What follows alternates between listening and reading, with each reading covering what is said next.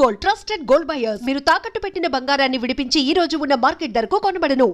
కానీ నా పిల్లలతోనే హ్యాపీగా ఉంటా అని అనుకొని ఉంటే భగత్ సింగ్ గారు కానీ, చంద్రశేఖర్ ఆజాద్ గారు కానీ, వీళ్ళందరూ కూడా, అంటే సుభాష్ చంద్రబోస్ గారు కానీ, ఎవరైనా ఫ్రీడమ్ ఫైటర్స్ అందరూ కూడా, అల్లూరి సీతారామరాజు గారు కానీ, అట్లాగే వందల మంది బయటకు రానోళ్ళు, లక్షల మంది ప్రాణత్యాగం చేసిన వాళ్ళు, వాళ్ళందరూ ఇట్లనే ఆలోచించుంటే ఇవాళ ఈ అరచేతిలో 6 ఇంచుల ఫోన్ పట్టుకొని కూర్చుండే వాళ్ళమా? ఇవాళ ఇంత లగ్జరీ బట్టలు వేసుకొని ఏసీలలో బతికేవారేమా? ఇవాళ అందరూ కార్లు వేసుకొని ఇవాళ పిజ్జా బర్గర్ల పండి తిరిగే వాళ్ళమా? ఇవాళ తలెత్తి మీదికి చూసేంతటి హైరేజ్ బిల్డింగ్లను చూసేవాళ్ళమా? ఇవాళ అమెరికా పోయేవాళ్ళమా? ఇవాళ ఇంత లగ్జరీ బతికే వాళ్ళమా?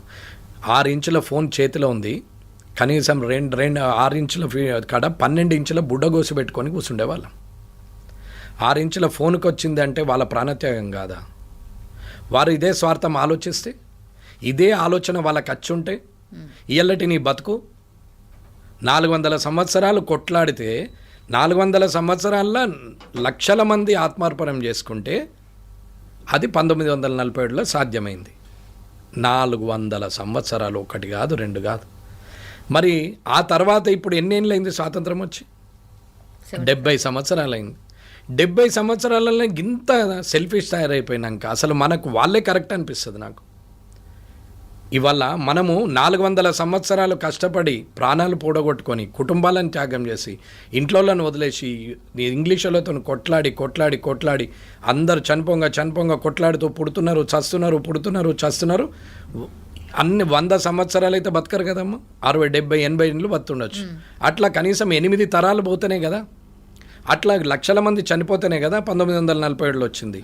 మరి ఆ 47లో వచ్చినటువంటి స్వాతంత్రము 70 సంవత్సరాలని ఇంత స్వాతంత్రము వచ్చిన తర్వాత ఇంత స్వార్థంగా తయారైపోయిన జనం ఎవరన్నా ఆలోచిస్తున్నారమ్మా? ఎందుకు ఆలోచించారు లీడర్లు? ఎందుకు ఆలోచించారు ఈ వ్యవస్థను నడుపుతున్నటువంటి వ్యక్తులు? ఏ వ్యవస్థ మీదనైతే బానిసత్వం అనుకొని ఆ వ్యవస్థను మనకద్దు అనుకొని కొట్లాడి ప్రాణత్యాగం చేస్తే స్వాతంత్రం వచ్చింది. ఏ స్వాతంత్రంలోనైతే రాజ్యాంగం రచించిన అంబేద్కర్ గారి దృష్టిలో ఒక్కటే ఆలోచిస్తున్నారు కానీ మిగతా ఎందుకని అంబేద్కర్ గారు చెప్పినవి 100, కానీ మనం పట్టుకుంది 1, 2. కానీ అంబేద్కర్ గారు మిగతా మాట్లాడినే పట్టించుకోరే, ఎలిమినేషన్ ప్రాసెస్ చేయరే. ఏ వ్యవస్థ బానిసత్వం చేస్తుందని అనుకుంటే అది పరాయి దేశం.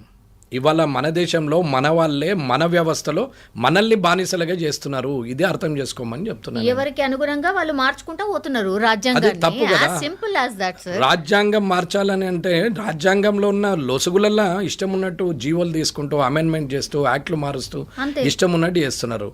హెడ్లైన్ మాత్రం అదే.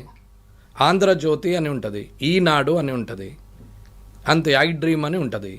హెడ్లైన్ అదే, అది బాగానే ఉంది. కింది అన్నీ మారుతున్నాయి. ఎవరు ఇష్టం వచ్చినప్పుడు ఎడిటరు మారినా కొద్దీ కింది మారుతాయి, ఎడిటర్ మారినా కొద్దీ కింది అన్నీ మారుతాయి.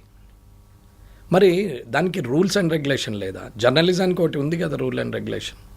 అవన్నీ ఓవర్కమ్ చేసి రాస్తలేరా? విత్ ఇన్ ద రూల్లో ఫ్రేమ్ చేస్తున్నారా? ఎవరు బాధ్యతగా ఉన్నారు?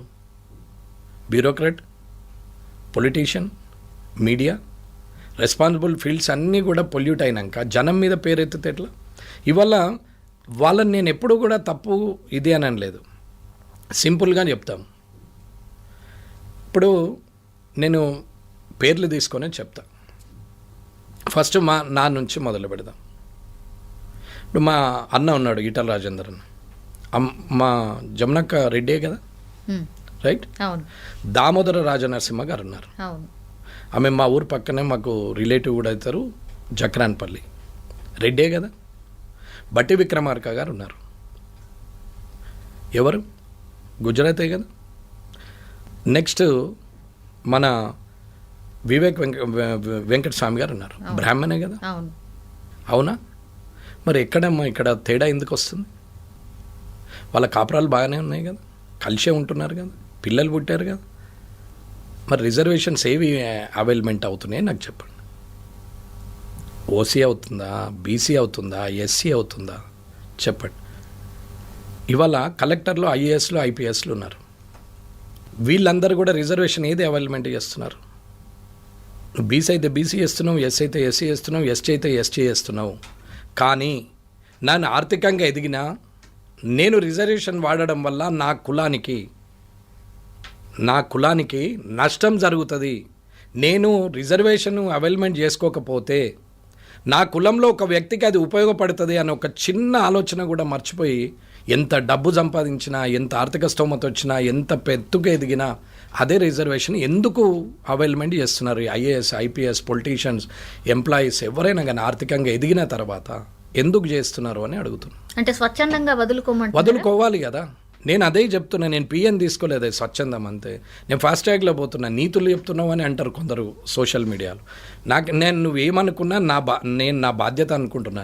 నువ్వేమన్నా అనుకో, నన్ను మాటలు ఒక అయినా పెట్టిండు మా కాన్స్టిట్యున్సీ అయినా ఒక టీచర్ పెట్టిండు, కొంగల వెంకట అని పెట్టిండు. నీ అంత నరకుడు ఒకటి నరకడని పెట్టిండు.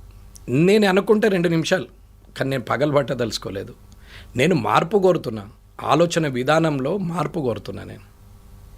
నేను మార్పు కోరుతున్నప్పుడు నేను మార్పు కోరుతున్నప్పుడు నేను డైవర్ట్ ఎందుకు కావాలా? అదే ఆయన అభిప్రాయం. నేను నర్త అనేది ఆయన అభిప్రాయం. ఒక ఉపాధ్యాయుడు, టీచరు, నా కాన్స్టిట్యున్సీ, నాకు ఆయన తెలుసు, కానీ నాకు అవసరం లేదు. ఆయన విఘ్నత అంతే అనుకున్నా వదిలేసి.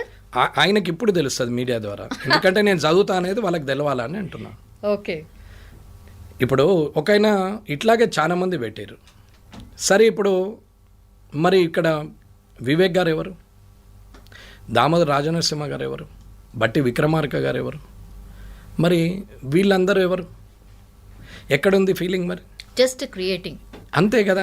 మరి ఎందుకు మాత్రమే తప్పించి ఏం లేదు. అంతే. 100% నీకు కష్టం వస్తే కులం అంటున్నావు, కులానికి కష్టం వస్తే నేను ఉన్నా అన్నావా? నీకు కష్టం వస్తే కులం పేరు తీసుకుంటున్నావు, కానీ కులానికి కష్టం వస్తే నువ్వు ఉన్నావా అని అడుగుతున్నాం. నేను ముదిరాజులు 300 కాపులు వేస్తే గెలిచినా అని గర్వంగా చెప్తా, బీసీలు వేస్తే గెలిచినా అని చెప్తున్నాం, క్లియర్గా చెప్తాం. ఏం ఇబ్బంది లేదు. ఫార్వర్డ్ క్లాస్ వాళ్ళు బాధపడ్డా, ఎస్సీ ఎస్టీలు బాధపడ్డా నాకేం ఇబ్బంది లేదు. వాళ్ళు చారానే వేస్తే వీళ్ళు బారానే వేసిరని చెప్తున్నాను.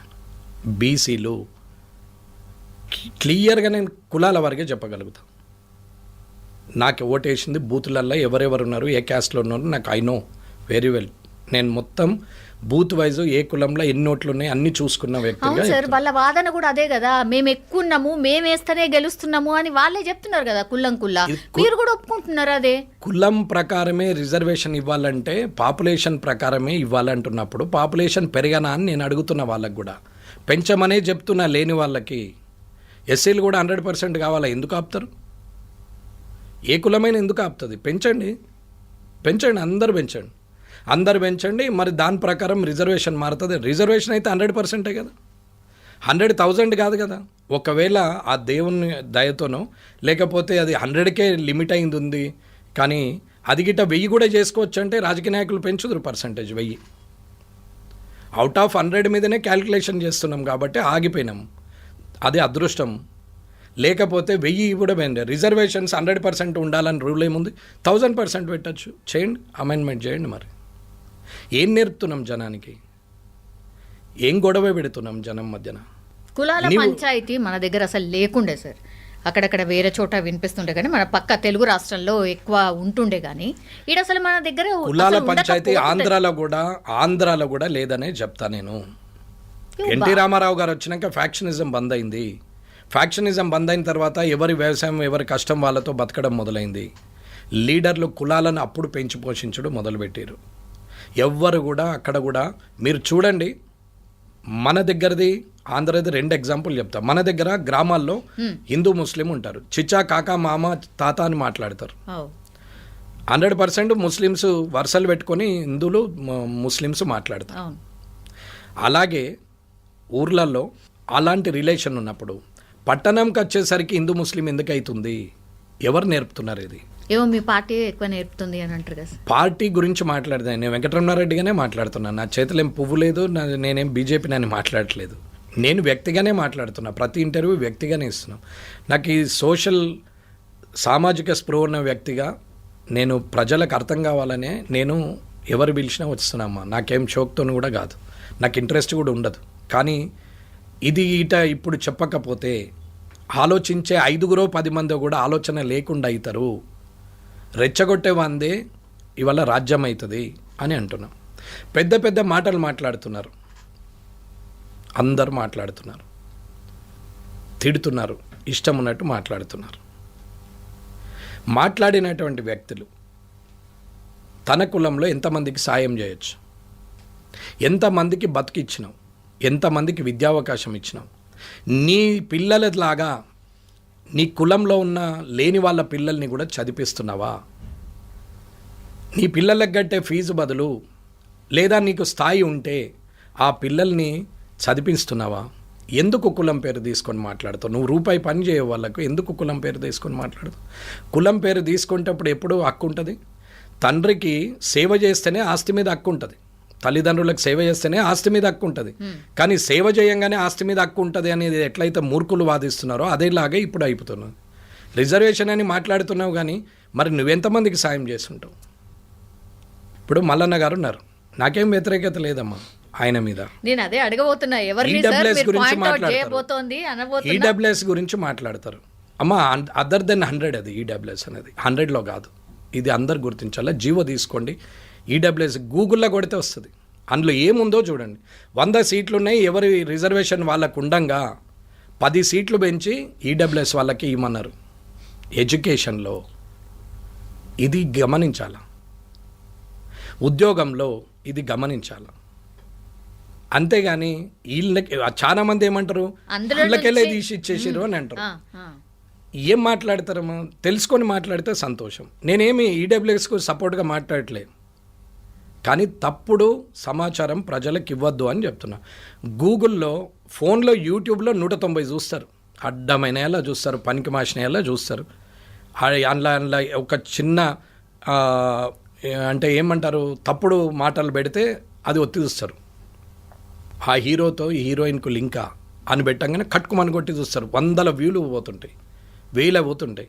అందులో ఏమి ఉండదు, కానీ క్యూరియాసిటీ, చూసేవాని క్యూరియాసిటీ అంత నేరో నాలెడ్జ్ అయిపోయింది జనంకి. వీళ్ళు కనీసం అందులో ఏముంది, ఏం పెట్టినావు అనేది కూడా చూడసే ఒప్పుకోలేదు. కానీ అదే మంచి మాట ఉంటే వినరు, స్క్రోల్ చేస్తారు, నూకేస్తారు, పైకి ఇట్లా ఇట్లా అంటారు, ఇట్లనే తలుగుతారు. అదే అయిపోయా. మరి మీరేం చేశారు? చేయాలి కదా. సరే, నువ్వు మాట్లాడుతున్నావు, మరి నీవేం చేసినావు చెప్పరాదు? పార్టీ పెట్టిండు కదా సార్ వాళ్ళ కోసం, అందుకే నేనైనా పార్టీ పెట్టి చేయను కదా, అద్దంటలేము కదా. కొట్లాడని దూషించద్దు ఎదుటోళ్ళని. నువ్వు హిందుత్వం గురించి కొట్లాడుతున్నావు, హిందువుగా సంతోషం, కానీ ముస్లింను తిట్టద్దు అనేది నా ఆలోచన. ముస్లింను తిట్టే అధికారం నీకు లేదు. నీ హిందువుగా పొగుడుకోవడానికి నీకు అధికారం ఉంది, అది ఏ కులమైనా ఏ మతమైనా. బీజేపీ అన్నారు కాబట్టి ఈ సింబల్ మీద చెప్తున్నాను నేను. అది బీజేపీ వాళ్ళమైనా సరే, హిందువుగా నిన్ను నువ్వు పొగుడుకో, నిన్ను నువ్వు ప్రొటెక్ట్ చేసుకో, నీది నువ్వు సేవ్ చేసుకో, నువ్వేమైనా చేసుకో, కానీ ఎదుటోళ్ళను దూషించద్దు, ఎదుటోళ్ళ మీద మాట్లాడద్దు. అది ఎవడైనా సరే, అటు రెడ్డి కానీ బుడ్డి కానీ ఎవడైతే ఏమున్నది, ఎవరైనా పర్లేదు, సంస్కారం ఉండాలి అని అంటున్నా. రెచ్చగొట్టేటువంటి భాషలు ఇచ్చుకుంటా పోతుంటే, రెచ్చగొట్టే మాటలు మాట్లాడుతూ ఉపన్యాసాలు ఇచ్చుకుంటా పోతుంటే ప్రజలకు వాస్తవాలు ఎవరు చెప్పాలా? ఎవరు చెప్తే అర్థమవుతుంది? రోజు 24 గంటలు, ఇంతకుముందు చెప్పిన వైఫ్ అండ్ హస్బెండ్ రిలేషన్స్ గురించి 24 గంటలు నెగిటివ్ చెప్తే నెగిటివే నెత్తికెక్కుతుంది, పాజిటివ్ ఎక్కదు. తప్పు ఎప్పుడు కూడా ఎక్కదు. తప్పును కొన్ని ఏండ్ల తర్వాత అర్థమైపోతుంది, అందరూ అనుకుంటారు ఎక్కిందని. ఆ తప్పు ఎక్కదమ్మా, ఇన్స్టెంట్గా ఎక్కుతుండొచ్చు. కొన్ని రోజులైనాక తనకు ఆ సమాజంలో ఎదురైనటువంటి సంఘటనలను బట్టి, అనుభవాన్ని బట్టి 20 ఏళ్ళు 25 ఏళ్ళ అగ్రెసివ్ ఉన్న వ్యక్తి 45కి వచ్చేసరికి మెచ్యూరిటీ లెవెల్ వచ్చేసి అరే అది తప్పు కదా, ఇది నిజం కదా అనుకుంటాడు. కానీ నడమల 20 ఏళ్ళ జీవితం పోతుందమ్మా, అంటే ఒక తరం. ఇది ఆలోచించుకోవాలి. ప్రతి క్షణం ఇంపార్టెంటే. నీ జీవితానికి నువ్వు ఎట్లయితే ఆలోచించుకుంటున్నావో ఈ సమాజం గురించి కూడా నీ బాధ్యతగా నువ్వు ఆలోచించాలా అంటున్నా. మంచోడిని మంచోడను, చెడ్డోని చెడ్డోడను, కానీ ఇద్దరిని ఒకటే దగ్గర పెడితే ఎట్లా? ఆయన అట్లా మాట్లాడడం తప్పు అనడం విషాదం. ఇప్పుడు ఎవరన్నా కానీ నేను ఒక్కైన పేరు ఎందుకు తీసుకున్నామంటే అన్పార్లమెంటరీగా ఆయన మాట్లాడడం తప్పు అని చెప్తున్నాం. ఇవాళ ఇది విన్న తర్వాత వాడు వీడని నన్ను తిట్టినా నాకేం బాధ లేదు, ఇంకా బూతులు తిట్టినా నాకు బాధ లేదు, నేనేం పట్టించుకుంటాను కూడా కాదు. కారణం ఎందుకంటే వాల్యుయబుల్ థింగ్స్ గురించి ఆలోచించాలి కానీ స్క్రాప్ గురించి ఆలోచించాల్సిన అవసరం లేదు. ఒకవేళ నిజంగానే తను పారదర్శకంగా ఆలోచించి మంచి మాటలతోని ఎన్నైనా చెప్పు, ప్రొటెక్ట్ చేయి, వద్దంటలేను, కానీ దూషించద్దు అని చెప్తున్నాను నేను. తప్పు అది నేనైనా సరే ఎవరైనా సరే. ఆయన సరే ఓ పార్టీ ద్వారా ఎమ్మెల్సీ అయినరు, రిజైన్ చేయండి కదా, చేసి మళ్ళీ కొట్లాడండి.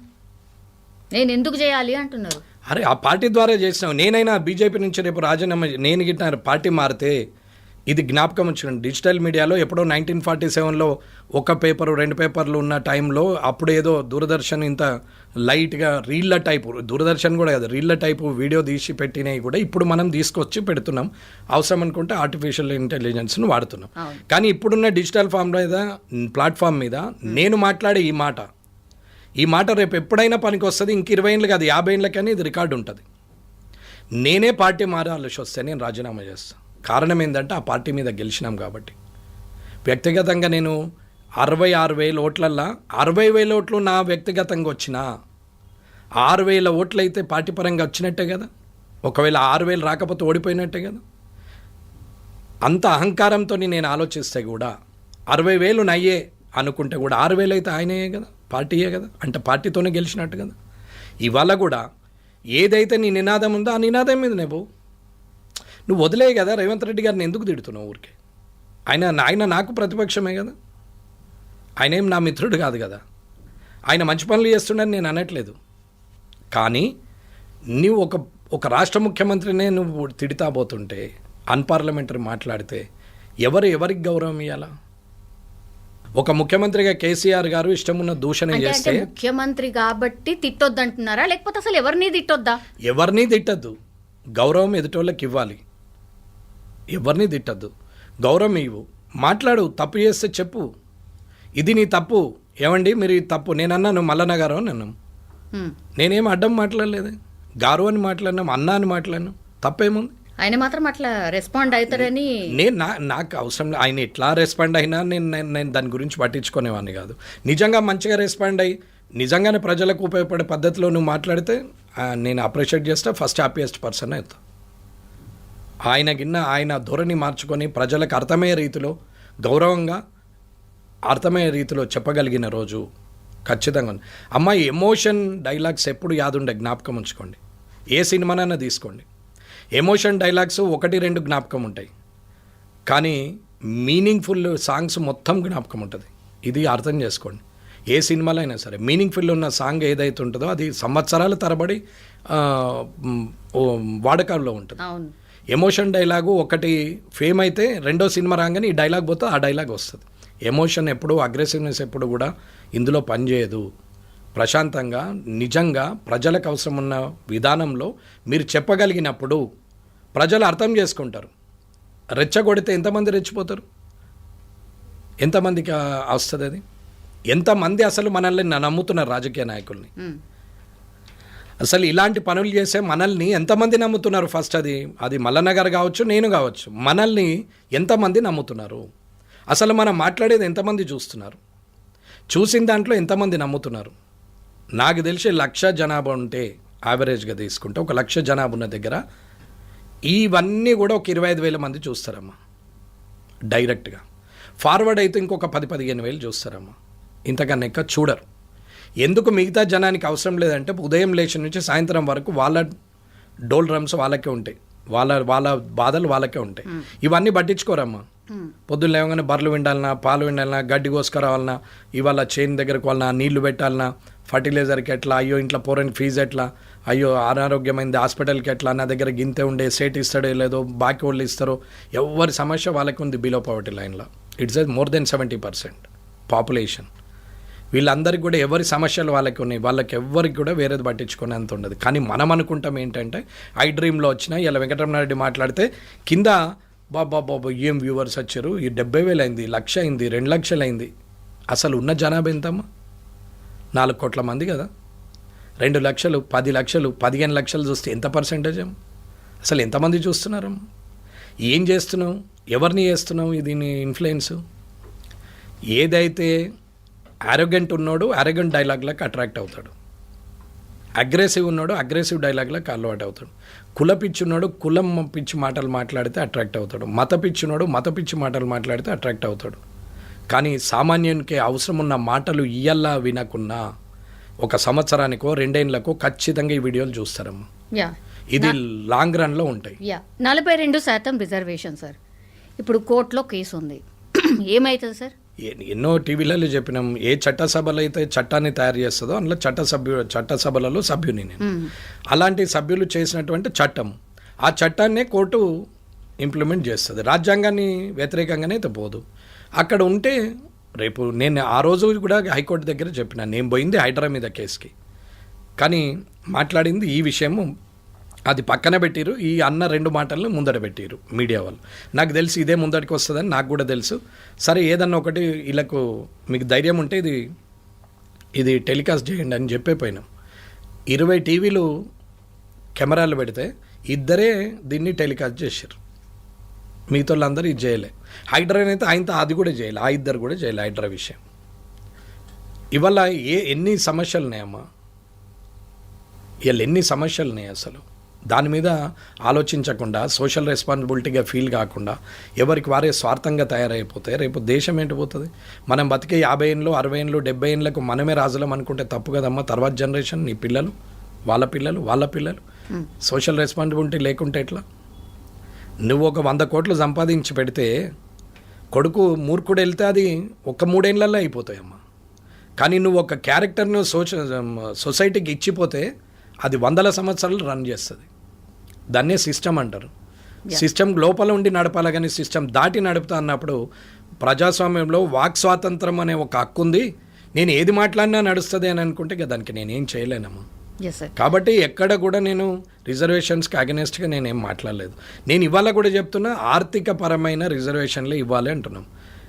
పేదవాడిగా ఉన్నటువంటి వ్యక్తులకే చెందాలని చెప్తున్నాం. కానీ అదే కులంలో ఉండి బాగా డబ్బులు సంపాదించిన వ్యక్తులకు అవద్దు. నేను పేర్లు తీసుకోవచ్చు, వారందరికి క్షమాపణ చెప్తున్నా. కానీ వాది నిజమా కాదా వారే ఆత్మవిమర్శ చేసుకోవాలి. నేను మాట్లాడింది పచ్చి నిజం, తప్పేం లేదు దీంట్లో, ఎవరి ద్వారా అయినా సరే. కాబట్టి డప్పు కొట్టేవాడే డప్పు కొట్టుకుంటూనే ఉండాలా, డాక్టర్ అయిన కొడుకే మళ్ళీ డాక్టర్ సీట్ రావాలా రిజర్వేషన్లో అంటే ఎందుకు? ఇది ఏం లాభం? నీ కులానికి, నీ కుటుంబం కోసం నువ్వెంత ఆలోచిస్తున్నావు, నీ కులం కోసం ఆలోచించు, అలాగే నీ సమాజం కోసం ఆలోచించు అనేది నా ప్రయత్నం. Yes sir.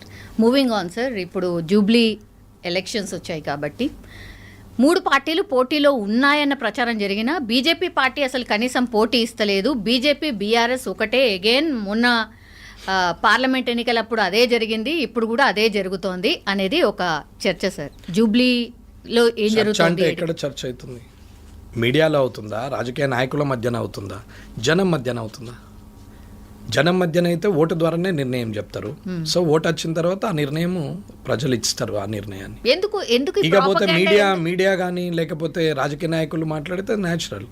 కాంగ్రెస్ ఓడిపోతుందని బీఆర్ఎస్ అంటారు, బీఆర్ఎస్ కాంగ్రెస్ ఓడిపోతుందని బీజేపీ అంటారు, బీజేపీ పోటీలనే లేదని ఇంకోళ్ళు అంటారు, అసలు నువ్వు నాకు పోటీ కాదని కొందరు అంటారు.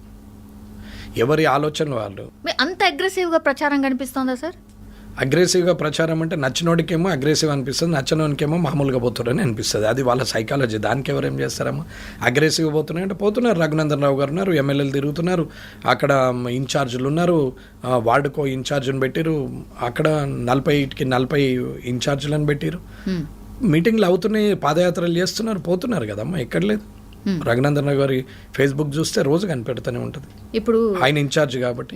కిషన్ రెడ్డి గారికి సవాల్, రామచంద్రరావు గారికి సవాల్ అనేది ఒక న్యాచురల్ కదమ్మా. అది రేవంత్ రెడ్డి గారికి సవాల్ కదా, కేటీఆర్ గారికి కేసీఆర్ గారికి సవాల్ కదా. వారు గెలిస్తే అబ్బా ఇవాళ గొప్పోళ్ళు గెలిపించారు అని కేసీఆర్ కేటీఆర్ గారిని అంటారు. ఇవాళ రేవంత్ రెడ్డి గారు ముఖ్యమంత్రి ఉండి సింగిల్ హ్యాండ్ మీద గెలిపించిండు అని అంటారు. ఇవాళ బీజేపీ గెలిస్తే నిజంగా కూడా గొప్పోళ్ళే అంటారు. అది ఆ పదవికి ఉన్నటువంటి సవాల్. అది ఆ పదవికి ఉన్నట్టు సవాల్. ఇంట్లో పిల్లలందరూ మంచి టాపర్స్ వెళ్ళినారు అనుకో, వాళ్ళకి పేరు వస్తుందమ్మా. అంతే కదమ్మా. పదవి అది ఉన్నాడు, అధ్యక్షులు ఉన్నారు, పదవిలో ఉన్నారు కాబట్టి వాళ్ళకి పేరు వస్తుంది. కాబట్టి అది సవాలే, ఎట్లాగూ సవాలే అందరికి. దానిదేమో సవాల్గా తీసుకొని పోటీ చేయాలి. కానీ పోటీలో ఓడిపోయినంత మాత్రాన నిరాశపడి ఇదేదో రేపటికి వనికిరాదు అనేది ఏం రూల్ లేదమ్మా. 280 అయినప్పుడు 880 కూడా కావచ్చు, 8-0 కూడా కావచ్చు. రేపు నేను ఓడిపోను వచ్చు, ఏం తెలుస్తుందమ్మా? అది మన వ్యక్తిత్వం ఏంది, మనం మన వల్ల ఎంతమందిని ఇన్ఫ్లుయెన్స్ చేయగలిగినాము, మనం ఎంతమందిని ప్రయోజకుల్ని చేయగలిగినాము ఇన్ఫ్లుయెన్స్ ద్వారా అనేది చూసినాడు నువ్వు లీడర్గా బతికినట్టే తప్ప ఈ అడ్డమైన సవాళ్ళు ఇవన్నీ తీసుకోవాల్సిన అవసరం లేదమ్మా. ఎవరేం చేసిరు ఎవరేం చేయలేదు అని అంటే ఎవరికో ఓనికి ఓటేయాలని కూడా వేస్తుండొచ్చు. అందులో ఏ ఒక్కడో గెలుస్తాడు ఖచ్చితంగా. ఎవడో ఒక్కడికి ఓటేయాలి తప్పదు కాబట్టి ఓటేస్తే ఎవడో ఒక్కడు గెలుస్తాడు ఖచ్చితంగా. మిగతా ఇద్దరు అనమకులని కాదు అక్కడ. రేవంత్ రెడ్డి గారి పరిపాలన ఎట్లుంది అమ్మా? ఆయన పరిపాలన ఎట్లుందో అందరికన్నా ఎక్కువ మీడియాకి తెలుసు. నేనేం చెప్పాలమ్మా అని అన్స్టేబుల్ అనే చెప్తున్నా, అన్కంట్రోల్ అనే చెప్తున్నాం. రేవంత్ రెడ్డి గారి పరిపాలన గురించి నేను చెప్తామా. ఒక 55 ఏళ్ళ వయసులో ముఖ్యమంత్రి అయ్యాడు. యంగ్స్టర్, కింది నుంచి కష్టపడి పైకి వచ్చినాడు. జడ్పీటీసీ చేశారు, ఎమ్మెల్సీ ఇండిపెండెంట్ చేసి గెలిచారు, ఎమ్మెల్యేగా 2 సార్లు గెలిచారు. చంద్రబాబు నాయుడుతో అత్యంత సన్నిహితంగా ఉన్నాడు, పార్టీలో మంచి పట్టు సాధించాడు. కాలక్రమేణా అది ఇబ్బందులు వచ్చినాయి, అందరికి వచ్చినాయి, నాకు వచ్చింది, ఆయనకు వచ్చింది, ప్రతి ఒక్కరికి వచ్చింది. తెలంగాణ ఆంధ్ర విడిపోతే తర్వాత ఆయన కాంగ్రెస్లో జాయిన్ అయ్యాడు, ఎంపీ అయ్యాడు, పీసీసీ ప్రెసిడెంట్ అయ్యాడు. ఒక పక్క పార్టీలోకి వెళ్ళి వచ్చి షార్ట్ టైంలో పీసీసీ ప్రెసిడెంట్ కావడం it's a great thing. Immediate MP కావడం అంటే అది ఎవరైనా వస్తారు పోతారు, టికెట్ ఇస్తే గెలిచే అవకాశం వస్తే గెలుస్తారు, టైంను బట్టి నడుస్తుంది అనుకోవచ్చు. కానీ ఒక పార్టీలో, ఒక ప్రాంతీయ పార్టీలో ఉన్నటువంటి వ్యక్తి నేషనల్ పార్టీలో పీసీసీ ప్రెసిడెంట్గా వచ్చిర్రు అని అంటే అది గ్రేట్ అచీవ్మెంట్.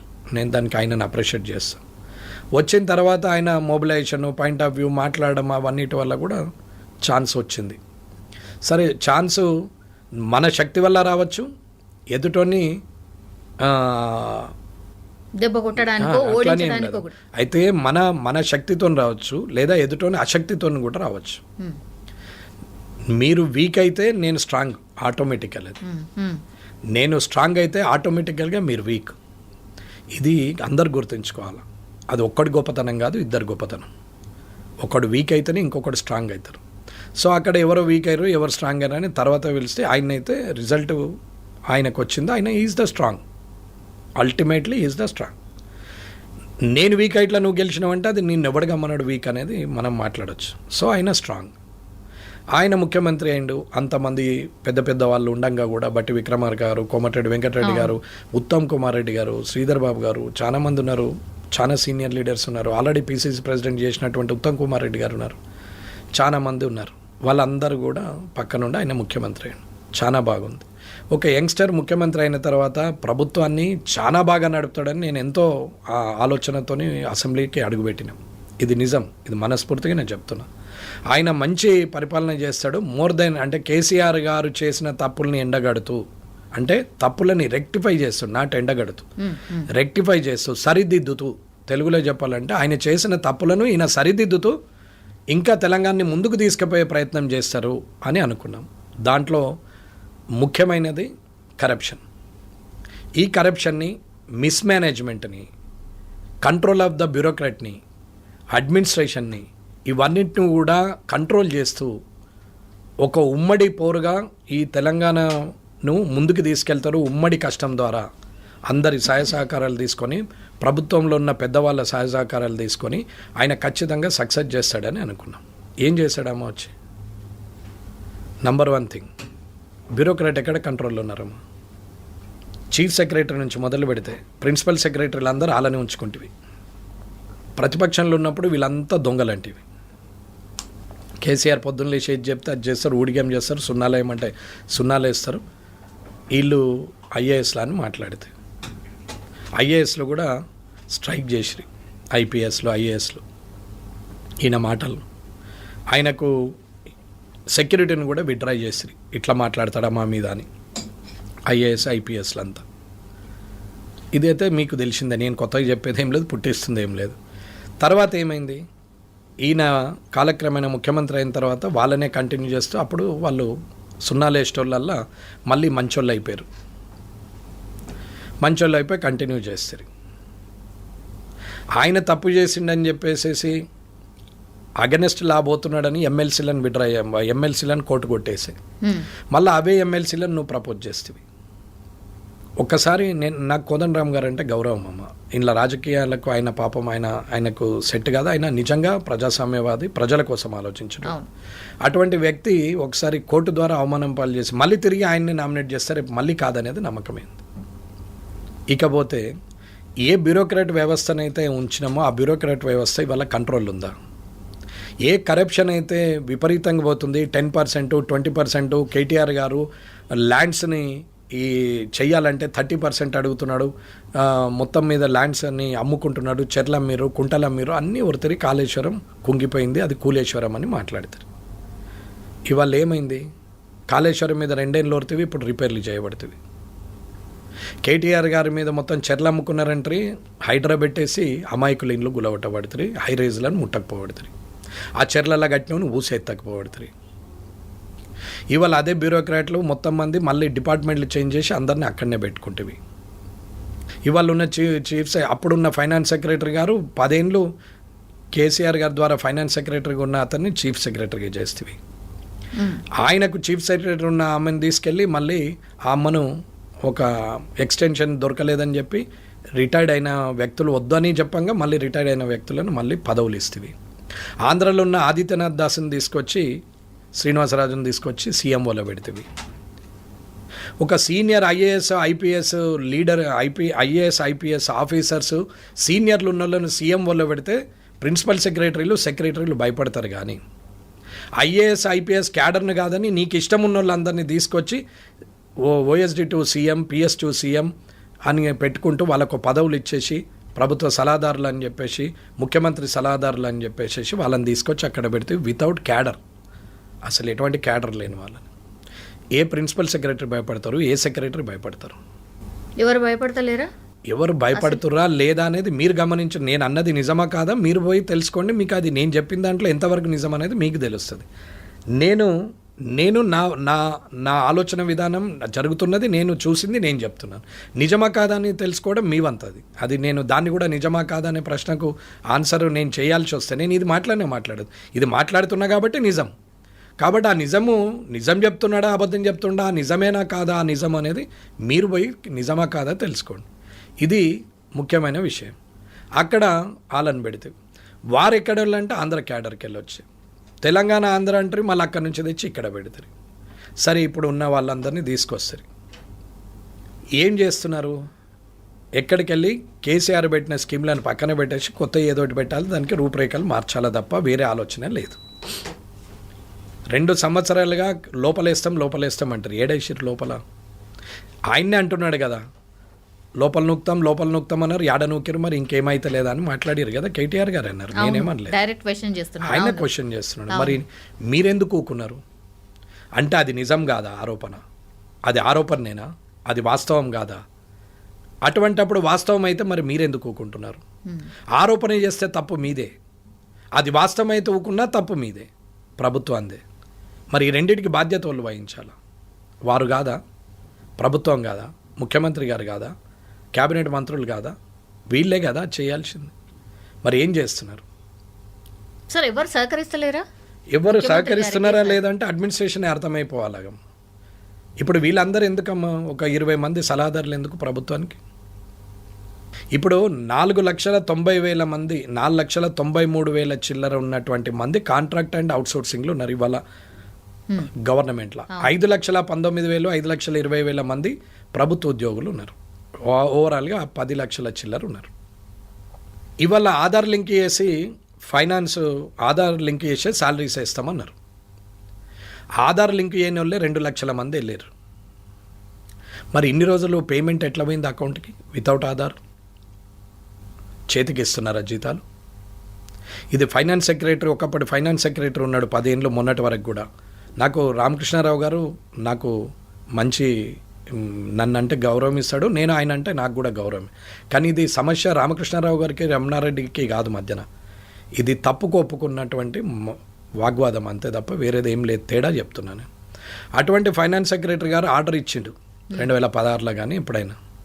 అప్పటి నుంచి ఇప్పటిదాకా ఏం చేశారు? 2016 నుంచి 25 వరకు సార్ ఉన్నది ఆర్డర్. మొన్న 2021లో కూడా ఒకటి ఇచ్చారు. ఏమవుతున్నది మరి? ఈ 2 లక్షల మందికి ఇవాళ ఆధార్ లింక్ ఎందుకు కావట్లేదు? ఆధార్ లింకు లేనప్పుడు అకౌంట్ ఎట్లా ఓపెన్ అయింది, అకౌంట్ ఓపెన్ అయినప్పుడు ఆధార్ లింక్ ఎందుకు కాలేదు, అంటే స్కామ్. శాలరీని అది నేను ఏమనమ్మా, నేను అన్నది ప్రజలకు అర్థమైతే స్కామా కాదా అనేది. ఆ పదవి ఆ ఉద్యోగం ఉన్నటువంటి వ్యక్తికి త్రూ అకౌంటే పేమెంట్ ఇస్తున్నారు కదా. మరి ఆ అకౌంట్ దానికి పేరు కూడా ఉంది. అవన్నీ ఇప్పుడు మాట్లాడేదేమో, ఇంకా టైం ఉంది, నేను చెప్తాను. ఇవి ఏం చేస్తారో నేను రైట్ ఇన్ఫర్మేషన్ యాక్ట్లో పెట్టినా. నేను ఇవాళ కూడా ఒకటి పెట్టేసినాం. అసలు ఎంతమంది పనిచేస్తున్నారు, ఎంతమందికి జీతాలు ఇస్తున్నారు, ఎంతమందికి ఆధార్ లింక్ అయింది, ఎంతమందికి ఆధార్ లింక్ లేనిది, ఇవన్నిటి ఒక 3-4 క్వశ్చన్స్ పెట్టి ఒక 4-5 ఒక్కొక్క దాంట్లో 3-4 పెట్టి ఒక 4-5 రైట్ ఇన్ఫర్మేషన్ యాక్ట్లు ఇచ్చినాం. సరే, అది వస్తుంది తర్వాత విషయం. ఏ జీతం అయితే అకౌంట్లో పడుతుందో అకౌంట్లో పడ్డప్పుడు ఆ డబ్బు ఆ అకౌంట్ ఆధార్ లింక్ ఉందా లేదా, లేకపోతే అడ్డ మీద కూలీలకు వంచినట్టు నగదు క్యాష్ వంచుతున్నారా. డిజిటల్ క్యాష్ అన్నప్పుడు నీకు ఇవాళ నగదు ఎట్లా పంచుతారు, అవును, పంచడానికి వీల్లేదే. సో త్రూ అకౌంటే వెళ్ళాలి ఏదైనా, అది కాంట్రాక్ట్ అయినా, అవుట్ సోర్సింగ్ అయినా, థర్డ్ పార్టీ అయినా. మరి అదంతా ఏం చేశారు, ఎటుపోయినాయి ఆ డబ్బులు. మరి ఆర్డర్ ఇచ్చిన చీఫ్ సెక్రటరీ గారి ఆర్డర్ కాపీ మరి తుడిచిపడేసే చెత్తబుట్టలు పడేసే కాగితమా.